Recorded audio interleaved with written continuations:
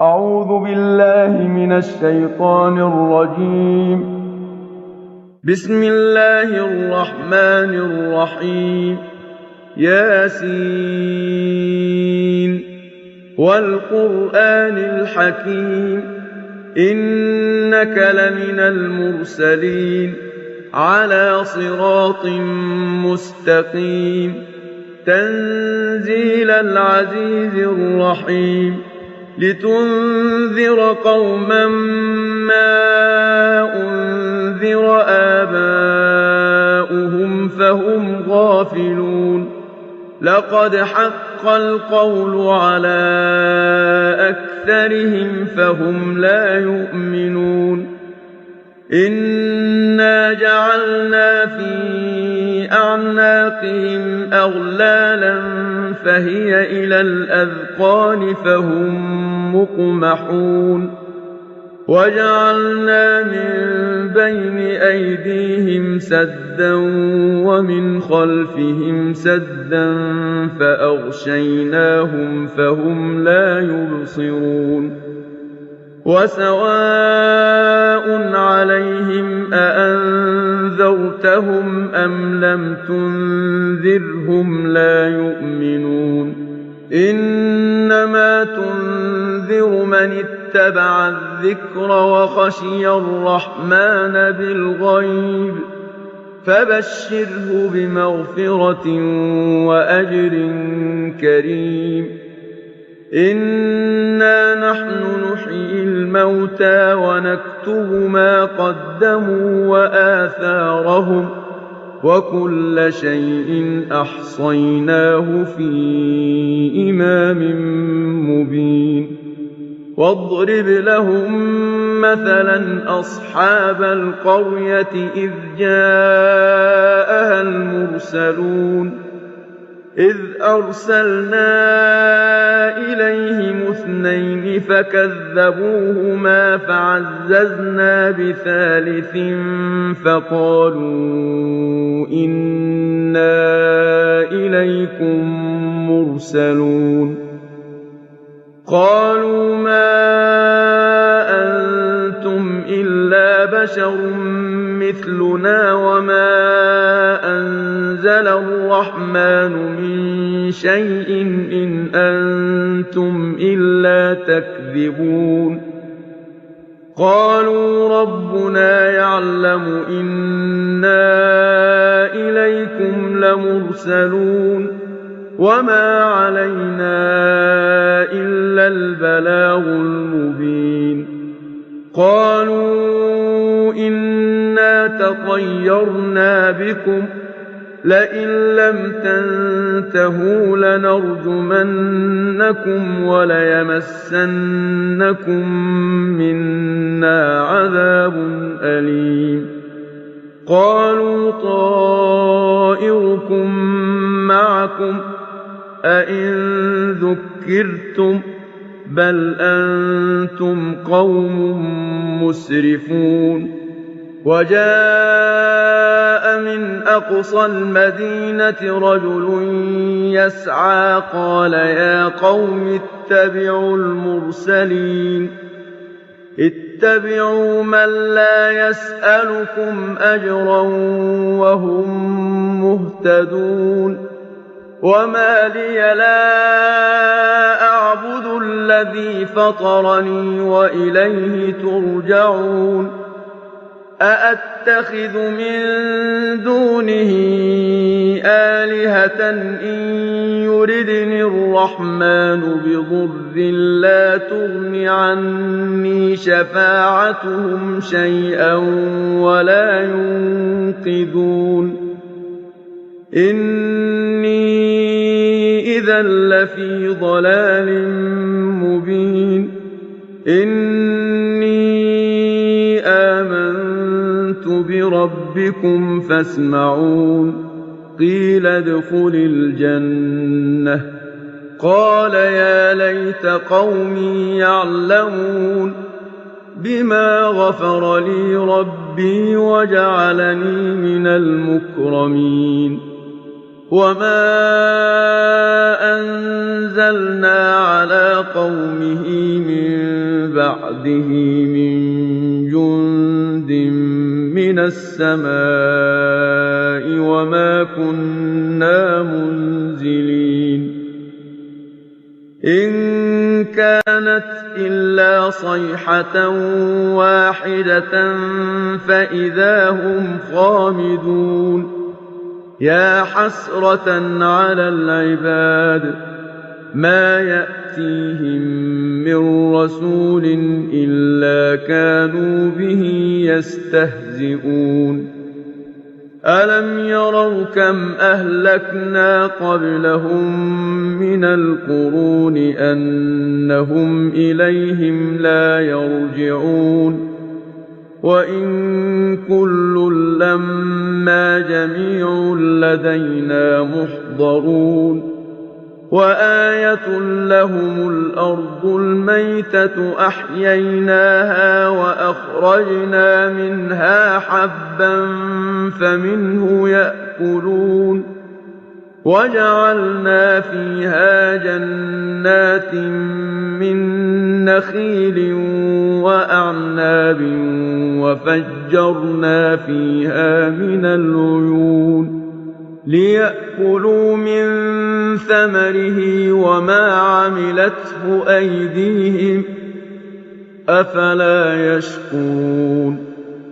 سبحان الذي خلق الأزواج كلها مما تنبت الأرض ومن أنفسهم ومما لا يعلمون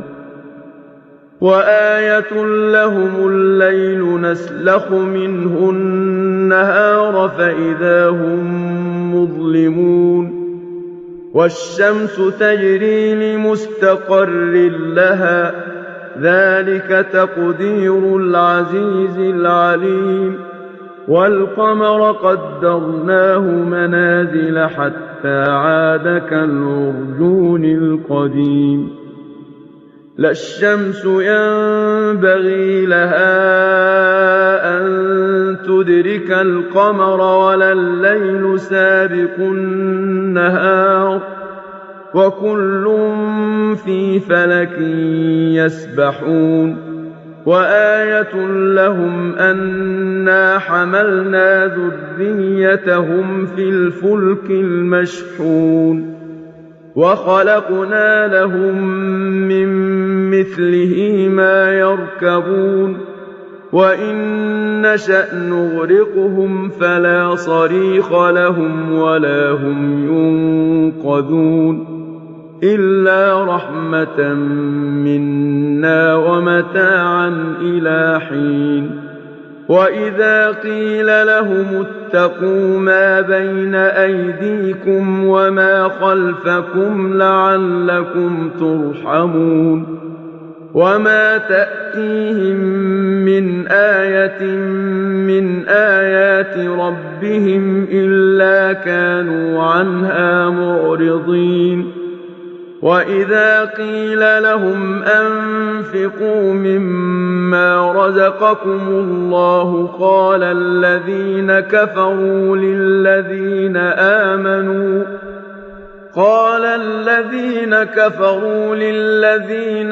آمنوا أنطعم من لو يشاء الله أطعمه إن أنتم إلا في ضلال مبين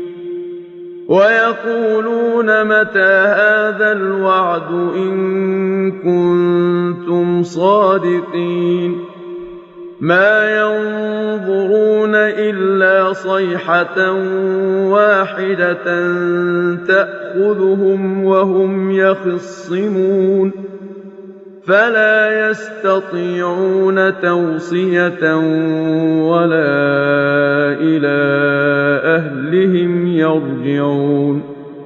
ونفخ في الصور فإذا هم من الأجداث إلى ربهم ينسلون قالوا يا ويلنا من بعثنا من مرقدنا هذا ما وعد الرحمن وصدق المرسلون إن كانت إلا صيحة واحدة فإذا هم جميع لدينا محضرون فاليوم لا تظلم نفس شيئا ولا تجزون إلا ما كنتم تعملون إن أصحاب الجنة اليوم في شغل فاكهون هم وأزواجهم في ظلال على الأرائك متكئون لهم فيها فاكهة ولهم ما يدعون سلام قولا من رب رحيم وامتازوا اليوم أيها المجرمون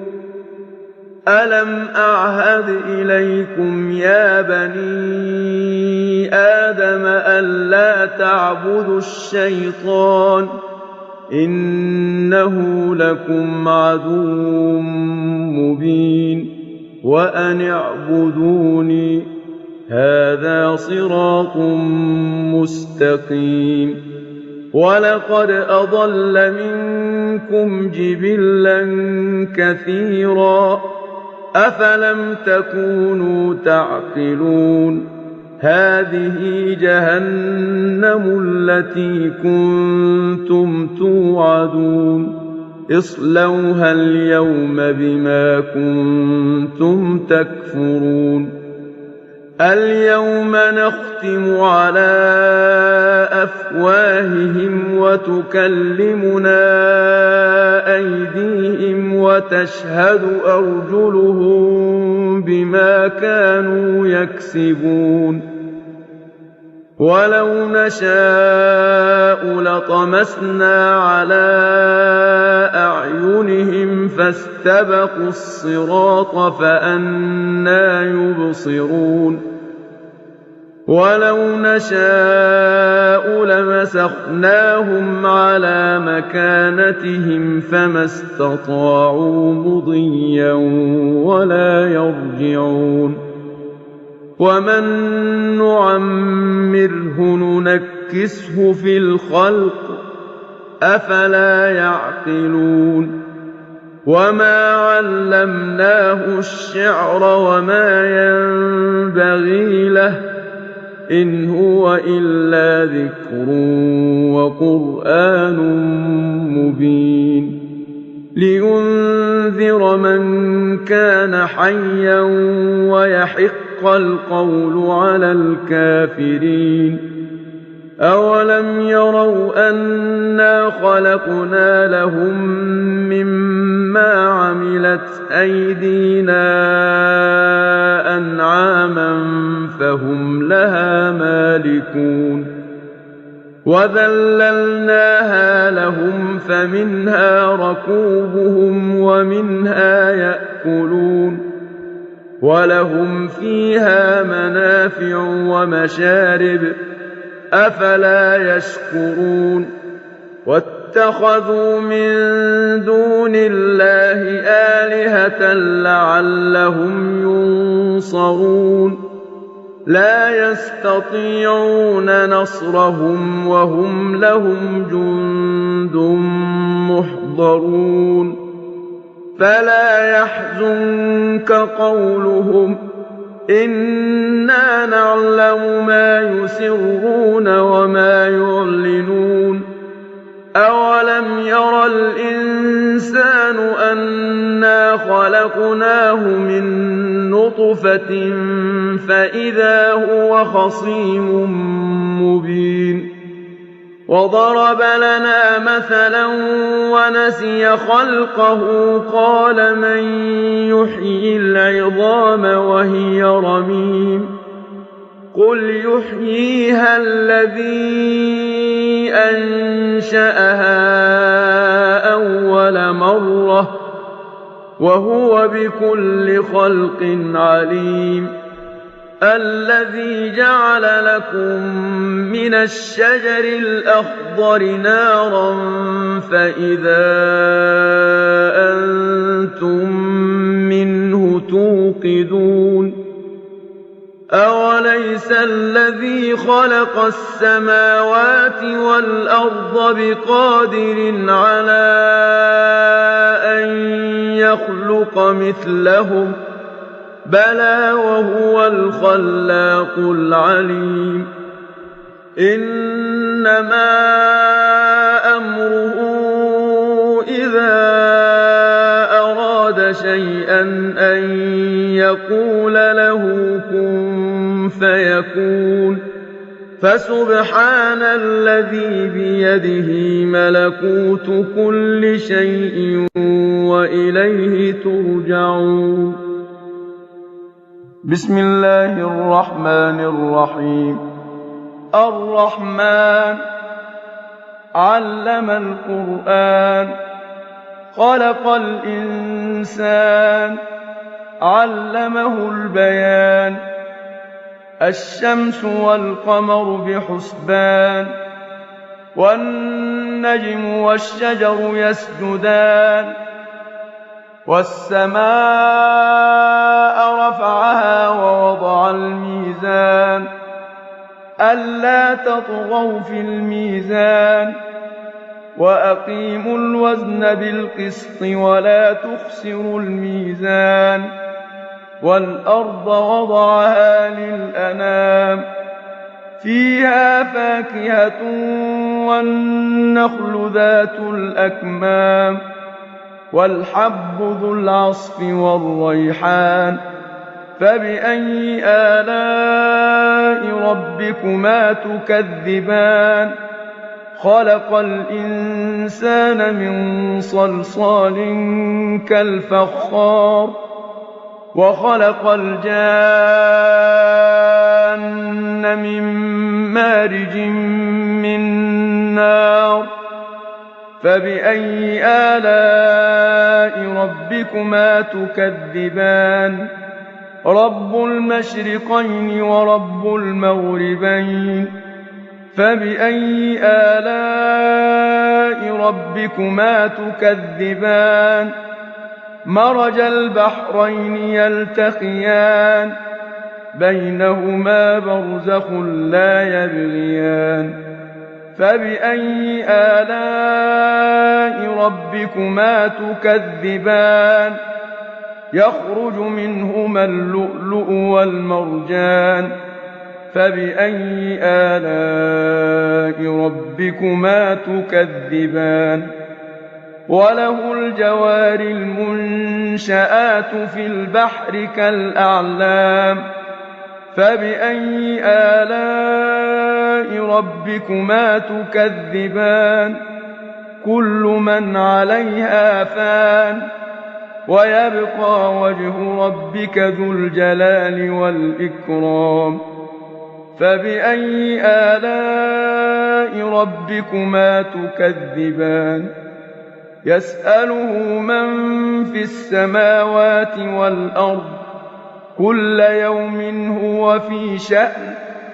فبأي آلاء ربكما تكذبان سنفرغ لكم أيها الثقلان فبأي آلاء ربكما تكذبان يا معشر الجن والإنس إن استطعتم أن تنفذوا من أقطار السماوات والأرض فانفذوا لا تنفذون إلا بسلطان فبأي آلاء ربكما تكذبان يرسل عليكما شواظ من نار ونحاس فلا تنتصران فبأي آلاء ربكما تكذبان فإذا انشقت السماء فكانت وردة كالدهان فبأي آلاء ربكما تكذبان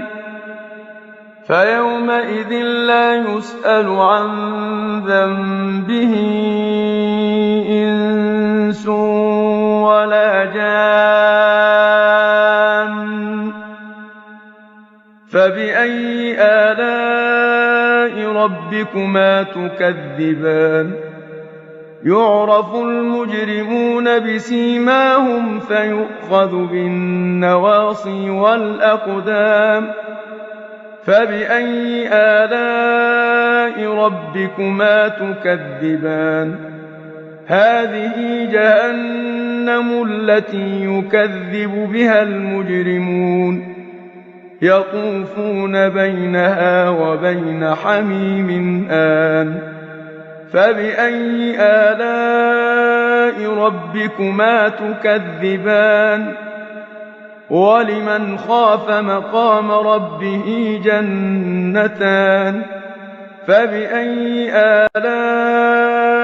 ربكما تكذبان ذواتا أفنان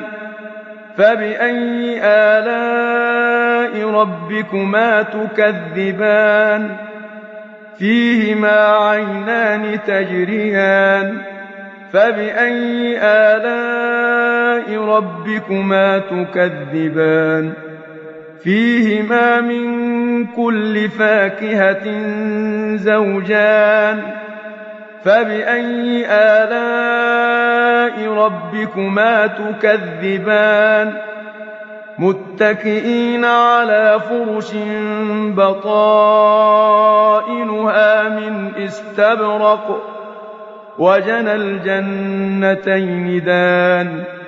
فبأي آلاء ربكما تكذبان فيهن قاصرات الطرف لم يطمثهن إنس قبلهم ولا جان فبأي آلاء ربكما تكذبان كأنهن الياقوت والمرجان فبأي آلاء ربكما تكذبان هل جزاء الإحسان إلا الإحسان فبأي آلاء ربكما تكذبان ومن دونهما جنتان فبأي آلاء ربكما تكذبان مدهامتان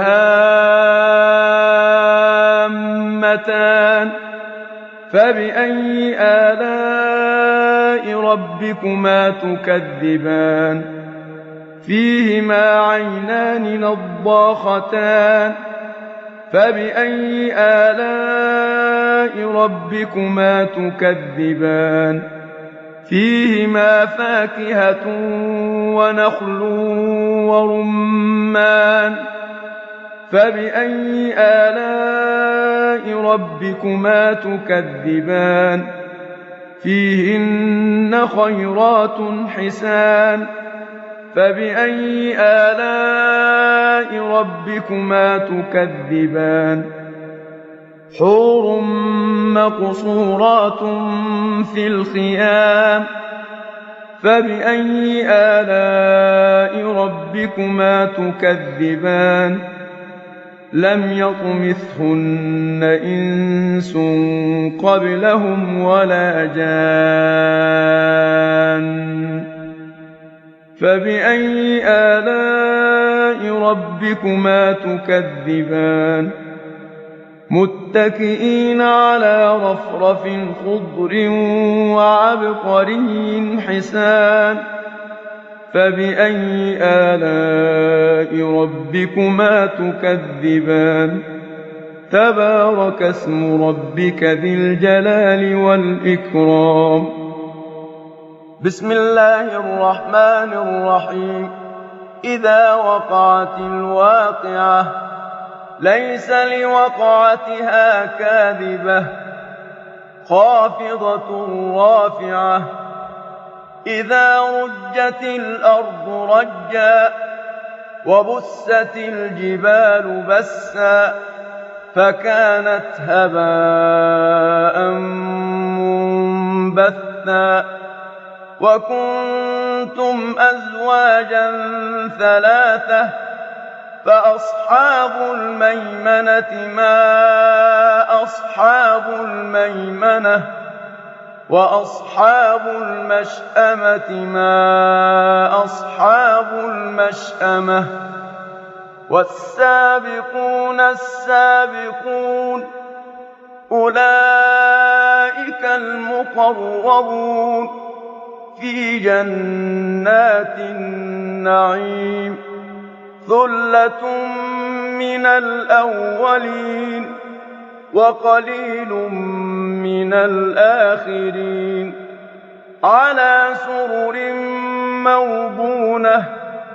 متكئين عليها متقابلين يطوف عليهم ولدان مخلدون بأكواب وأباريق وكأس من معين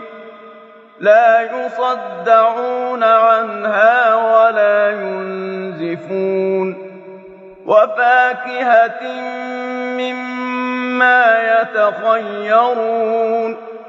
ولحم طير مما يشتهون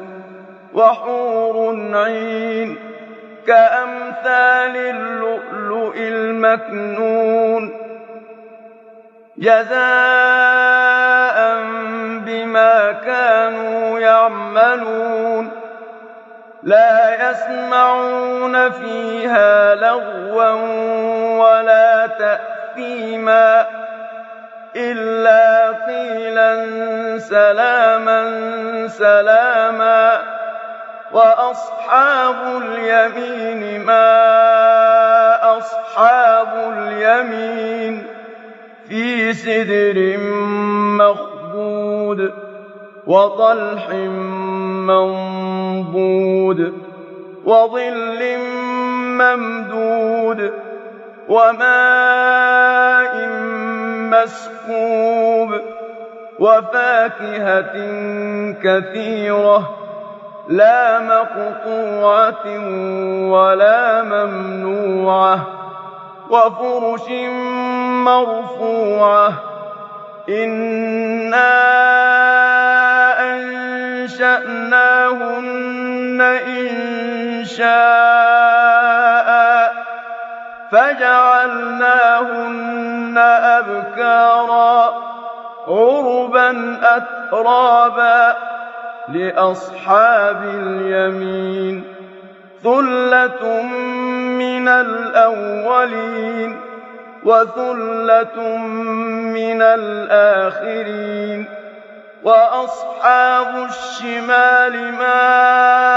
أصحاب الشمال في سموم وحميم وظل من يحموم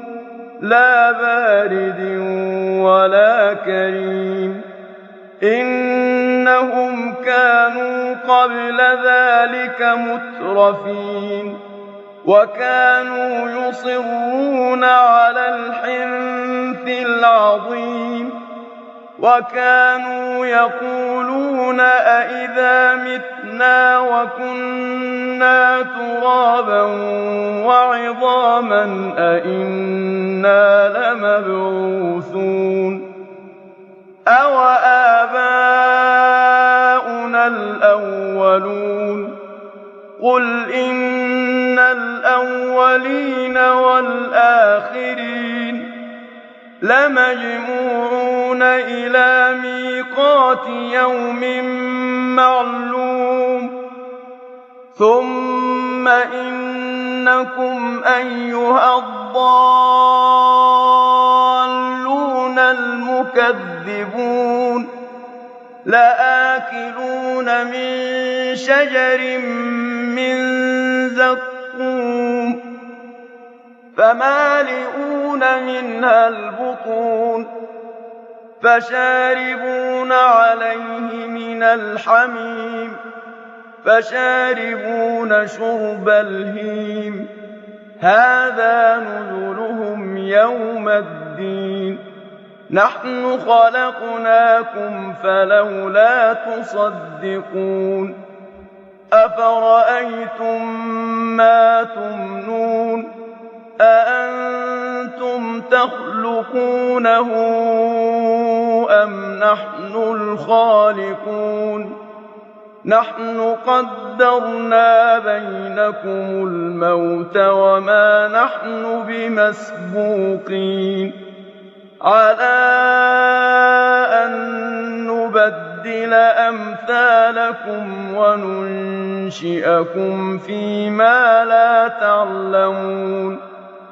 ولقد علمتم النشأة الأولى فلولا تذكرون أفرأيتم ما تحرثون أأنتم تزرعونه أم نحن الزارعون لو نشاء لجعلناه حطاما فظلتم تفكهون إنا لمغرمون بل نحن محرومون أفرأيتم الماء الذي تشربون أأنتم أنزلتموه من المزن أم نحن المنزلون لو نشاء جعلناه أجاجا فلولا تشكرون أفرأيتم النار التي تورون أأنتم أنشأتم شجرتها أم نحن المنشئون نحن جعلناها تذكرة ومتاعا للمقوين فسبح باسم ربك العظيم فلا أقسم بمواقع النجوم وإنه لقسم لو تعلمون عظيم إنه لقرآن كريم في كتاب مكنون لا يمسه إلا المطهرون تنزيل من رب العالمين أفبهذا الحديث أنتم مدهنون وتجعلون رزقكم أنكم تكذبون فلولا إذا بلغت الحلقوم وأنتم حينئذ تنظرون ونحن أقرب إليه منكم ولكن لا تبصرون فلولا إن كنتم غير مدينين ترجعونها إن كنتم صادقين فأما إن كان من المقربين فروح وريحان وجنة نعيم وأما إن كان من أصحاب اليمين فسلام لك من أصحاب اليمين وأما إن كان من المكذبين الضالين فنزل من حميم وتصلية جحيم إن هذا لهو حق اليقين فسبح باسم ربك العظيم بسم الله الرحمن الرحيم تبارك الذي بيده الملك وهو على كل شيء قدير الذي خلق الموت والحياة ليبلوكم أيكم أحسن عملا وهو العزيز الغفور الذي خلق 7 سماوات طباقا ما ترى في خلق الرحمن من تفاوت فارجع البصر هل ترى من فطور ثم ارجع البصر كرتين ينقلب إليك البصر خاسئا وهو حسير ولقد زينا السماء الدنيا بمصابيح وجعلناها رجوما للشياطين وأعتدنا لهم عذاب السعير وللذين كفروا بربهم عذاب جهنم وبئس المصير إذا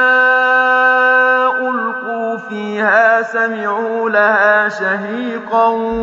وهي تفور تكاد تميز من الغيظ كلما ألقي فيها فوج سألهم خزنتها ألم يأتكم نذير قالوا بلى قد جاءنا نذير فكذبنا وقلنا ما نزل الله من شيء إن أنتم إلا في ضلال كبير وقالوا لو كنا نسمع أو نعقل ما كنا في أصحاب السعير فاعترفوا بذنبهم فسحقا لأصحاب السعير إن الذين يخشون ربهم بالغيب لهم مغفرة وأجر كبير وأسروا قولكم أو اجهروا به إنه عليم بذات الصدور ألا يعلم من خلق وهو اللطيف الخبير هو الذي جعل لكم الأرض ذلولا فامشوا في مناكبها وكلوا من رزقه وإليه النشور أأمنتم من في السماء أن يخسف بكم الأرض فإذا هي تمور أم أمنتم من في السماء أن يرسل عليكم حاصبا فستعلمون كيف نذير ولقد كذب الذين من قبلهم فكيف كان نكير أولم يروا إلى الطير فوقهم صافات ويقبضن ما يمسكهن إلا الرحمن إنه بكل شيء بصير أمن هذا الذي هو جند لكم ينصركم من دون الرحمن إِنِ الْكَافِرُونَ إِلَّا فِي غُرُورٍ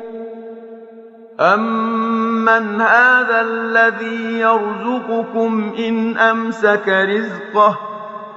بَل لَّجُّوا فِي عُتُوٍّ وَنُفُورٍ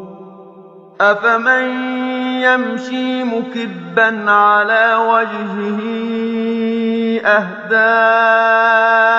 أَمَّن يَمْشِي سَوِيًّا عَلَىٰ صِرَاطٍ مُّسْتَقِيمٍ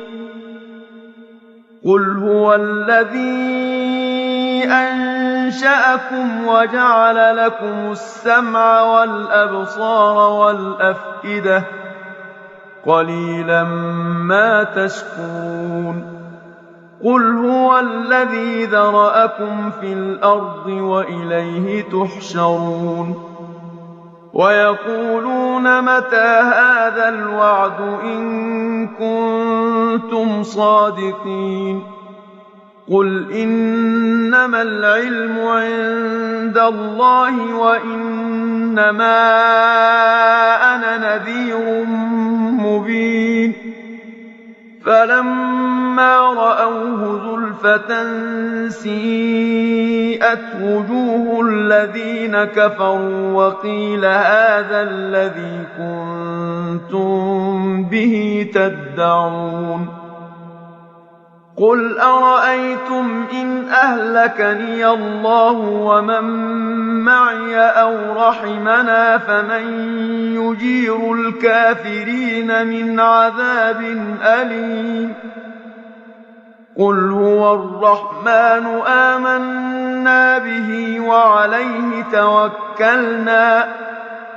فَسَتَعْلَمُونَ مَنْ هُوَ فِي ضَلَالٍ مُّبِينٍ قُلْ أَرَأَيْتُمْ إِنْ أَصْبَحَ مَاؤُكُمْ غَوْرًا فَمَن يَأْتِيكُم بِمَاءٍ مَّعِينٍ